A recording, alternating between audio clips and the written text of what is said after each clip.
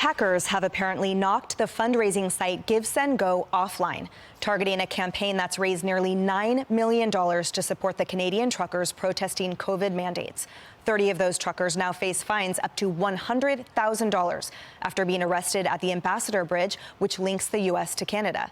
Sunday night's hack briefly replaced GiveSendGo's page with a clip from the movie Frozen and a manifesto accusing it of supporting, quote, an insurrection in Ottawa.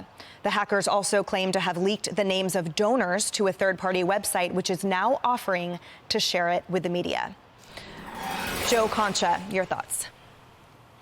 Insurrection, boy, that word's really been watered down lately, huh? Sedition, it gets applied to everything these days, including, protests. But the big question, I think, is where is Prime Minister Justin Trudeau at this point? Because problems and disputes don't get resolved by hiding or by calling these truckers white supremacists or Nazis. And the fact that the American people is so squarely on the side of the Canadian government here and not the working class people who are simply voicing their concerns about freedom, that speaks volumes. And by the way, no one wants to talk about the science and the data around COVID, by the way, in Canada, because cases are down there 90% compared to exactly 1 month ago. Just 4,400 cases yesterday in a country of 37 million people. So why, again, is a vaccine mandate needed here, given transmission is dropping precipitously for a profession where the worker is almost always isolated from the public? So if Trudeau just applied logic here, he would simply state, like Democratic governors have in this country, hey, look, the virus is rapidly declining, and now maybe the mandate isn't needed. It would give him a win. He would give him the ability to save face, and truckers as well would get what they're looking for here.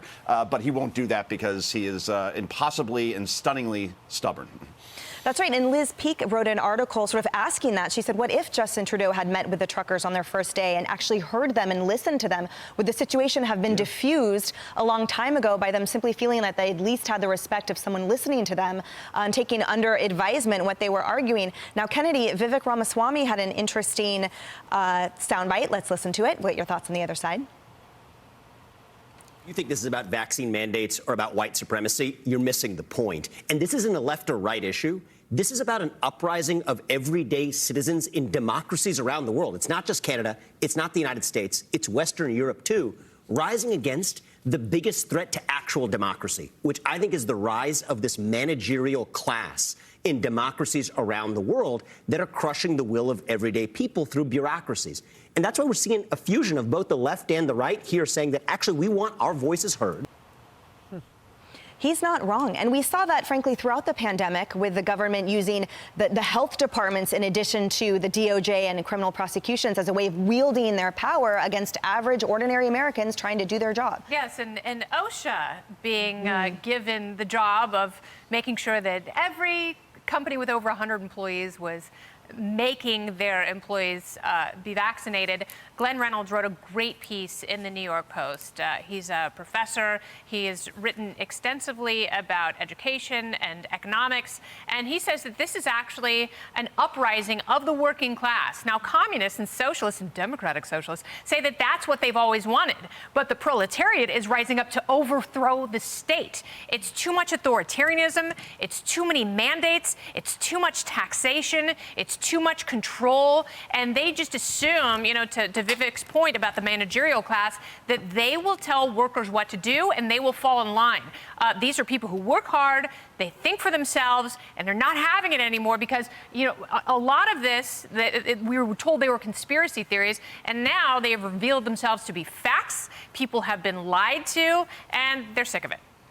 It's interesting and kind of stands out to me is that if the administration's goal is to try to stave this off from happening in the United States, it's already happening. I mean, Tammy Bruce and I go deep about this. Like on the Faulkner Focus, we get all in it because the Great Resignation of 38.6 million people by October of last year was a huge thumb in the face of those mandates, partly.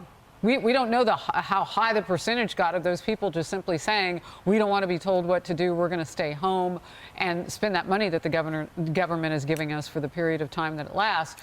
But that was part of it. We know that from people because they say now, look, it's not that we don't want to get a vaccine, we just don't want to be mandated. Well, doesn't that sound like an echo of what some of those truckers are saying? With 90% of them vaccinated in the union. We got that from our reporter last hour, Alexis McAdams, who's on the ground in Ottawa. So, you've got that part of it, but you also have the sense of the school board parents, the school board versus parents, and how the DOJ decided to sic the FBI on those dissenting parents because their pushback on mandates over masking in classrooms and other restrictions were also something that they wanted to tamp down. Look, it hasn't been working in this country already. So if the White House thinks that they can call Justin Trudeau and say, hey, you better get a handle on that before it spreads here, or whatever that phone call was like, that's a ridiculous notion. We're already getting practiced at it here. And you know what we do in America. We do it bigger and better. That's right. Molly, you had a strong reaction to the CBC there in Canada writing an article and a tweet about the use of the word freedom. Yes, the CBC said that freedom is a word used by right-wingers, and they tried to explain the whole thing. It sounded positively Orwellian. What? And it is exactly what's happening. Yeah, the word has become common among far-right groups, experts say. So you know what they think of everybody who believes in freedom, that, they just like to disparage them as far-right people. But what I think is fascinating is that the establishment in so many different countries claims that they care so much about democracy and that we're in this really important moment for democracy. And yet any time that there is a democratic uprising that threatens their power, they absolutely crush it, as they're doing there. And I thought Biden asking it to be crushed indicates that he's worried about similar things happening in the U.S. Mm-hmm. That's right. And as Kennedy always says, you can come get your hot freedom right here. All right. Hi, everyone. I'm Brian Kilmeade. I want you to do me a favor. I want you to click to subscribe to the Fox News YouTube page. This is the only way that I know for sure that you're not going to miss any great commentary, any great news bites, any great interviews coming your way on Fox. You can get it all here on YouTube. So subscribe right now.